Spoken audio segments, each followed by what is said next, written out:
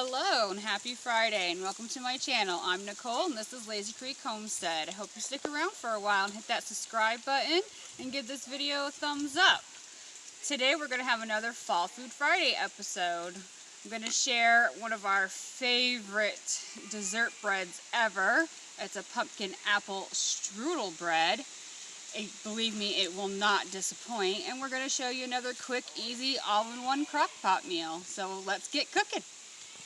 Alright, today we're going to make pumpkin apple bread, and here I have some chopped up apples, and I have this big giant can of pumpkin because it is the season for pumpkin. I also work at a discount food warehouse, so I actually got this can at a very good price. My plan is to use what I need to out of that can for this recipe, and then I'm going to freeze it in 8 ounces, 16 ounces portions, like pumpkin pie style portions and whatever, and lay them flat with a Ziploc bag and put them in the freezer and use them throughout the season.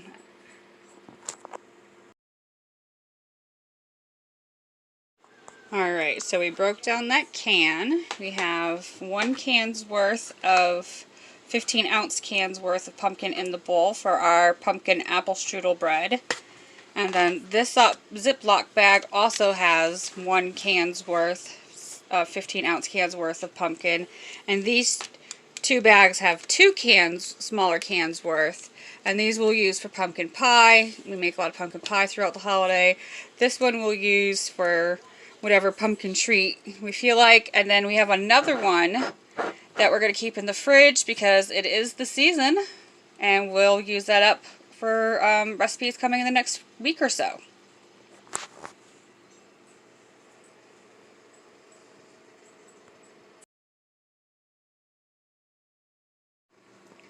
Okay, so we're going to add 2 cups of sugar to our pumpkin puree that we have, our 15 ounces of pumpkin puree.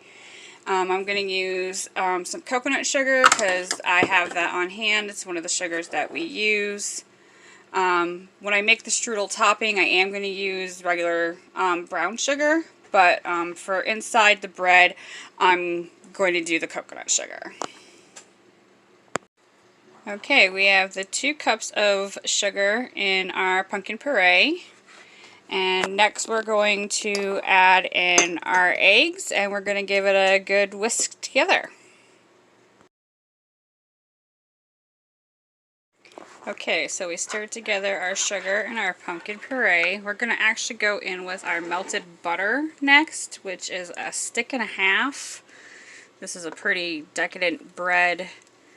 Well, not all of it quite melted, but that's alright. We only do sweets or dessert about once a week or so.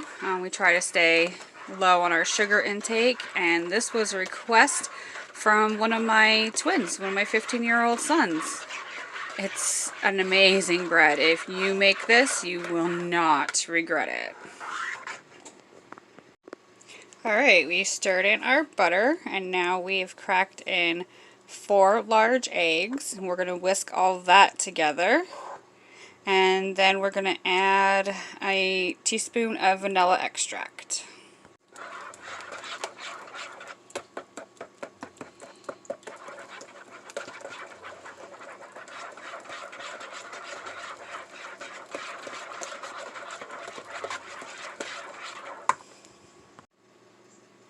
The recipe calls for a teaspoon of vanilla, and I'm just going to put a little splash because I don't really like to measure things, but I also really like vanilla. And then we're going to add a 1/2 cup of milk. And then this is our wet ingredients, and we're going to mix this all together and get started on the dry.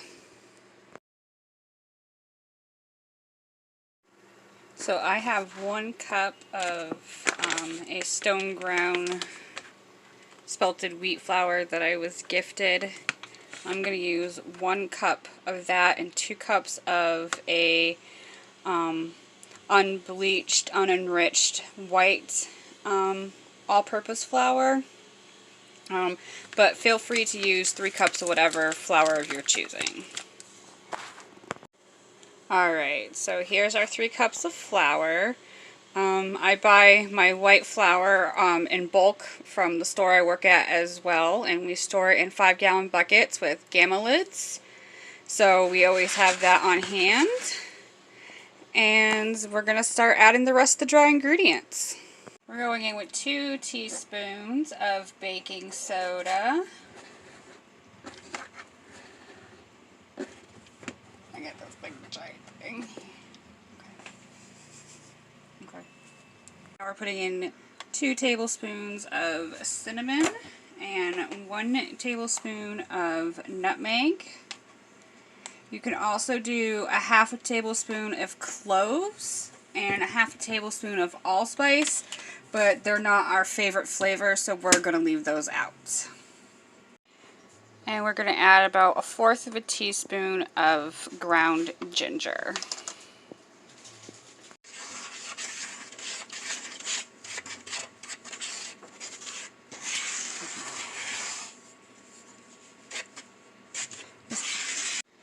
Alright, so now we have our wet ingredients back, and we gave our dry ingredients a thorough stir.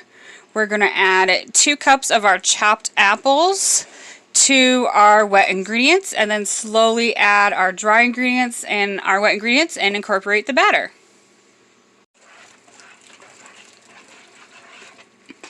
Alright, so we're going to stir in our apples, and then we're going to slowly add in our dry ingredients.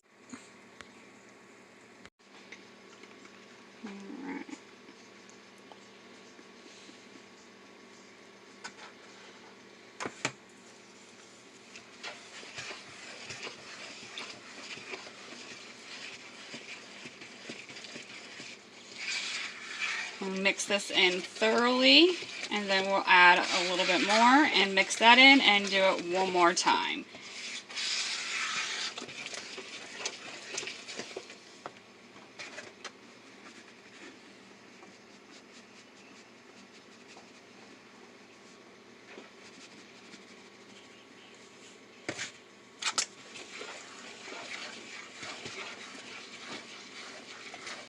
Alright, now that we got all of our dry and wet ingredients incorporated and our apples mixed in there, this smells delicious. Like, I don't even know, the cinnamon, the pumpkin, the apples fall in a bowl.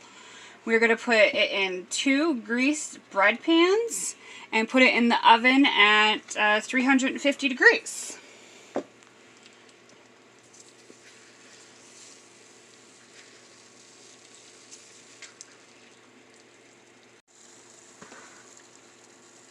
Alright, for our strudel topping, we're going to have a half a stick of butter melted, a half a cup of oats, and we're going to add some brown sugar and a little bit more cinnamon, and we're going to put this on top, and we're going to bake in a preheated oven at 350 degrees for probably about 30 to 45. Alright, so we're going to add a sprinkle of cinnamon into our melted butter, oats, and brown sugar. And this is going to make the strudel topping for our pumpkin apple strudel bread. It's going to be so delicious. Perfect fall treat. Get it all nice and mixed in.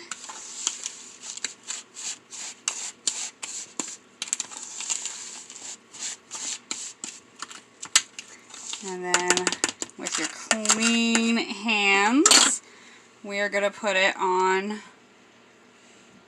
our bread.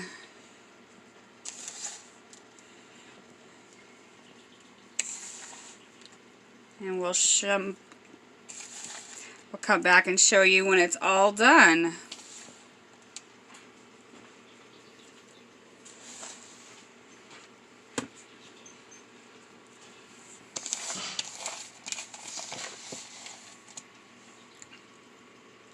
Alright, our apple pumpkin strudel bread is out of the oven and it's cooled and we're ready to slice it up.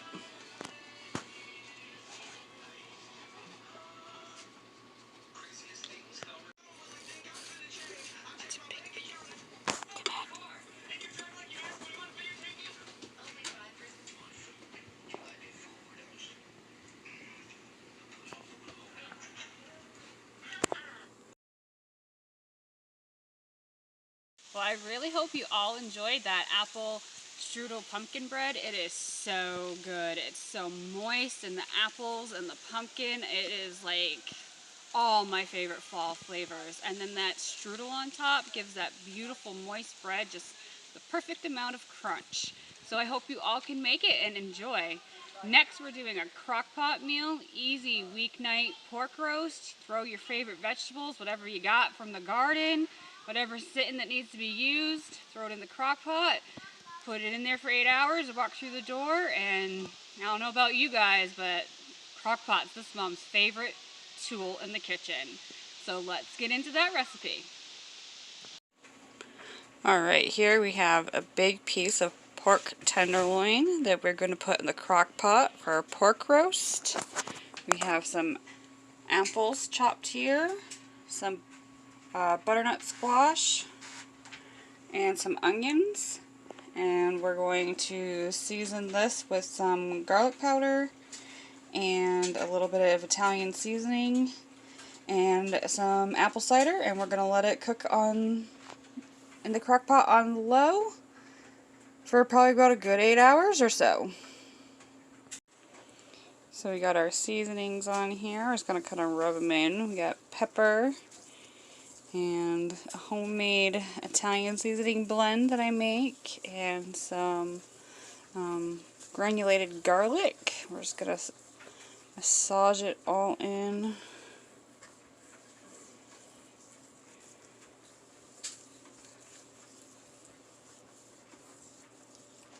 And we'll set this in the crock pot and we'll put everything in there, and it's a wonderful weeknight one pot slow cooker type meal. Okay, we got all of our veggies in the crock pot. We got our pork roast under there. We got our onions and apples and butternut squash, and then we're going to add some apple cider. We do, I don't know, maybe a half cup or so. Cup. You know, I don't like to measure, so I'm just going to pour some in. And that's good. And we're going to cook this in the crock pot on low for maybe 8 hours or so. And it's a perfect weeknight meal to come home, have all the smells of fall cooking as soon as you come through the door. Easy and delicious. And here is our finished pork roast. It's been cooking in the crock pot on low for a little over 8 hours. And it smells absolutely delicious. Thank you so much for joining me in this Fall Food Friday. I hope you enjoy these recipes and can give them a try. Don't forget to check out Fallon's channel, Moss Family TV. She's great. I'll have her link down in the description box below.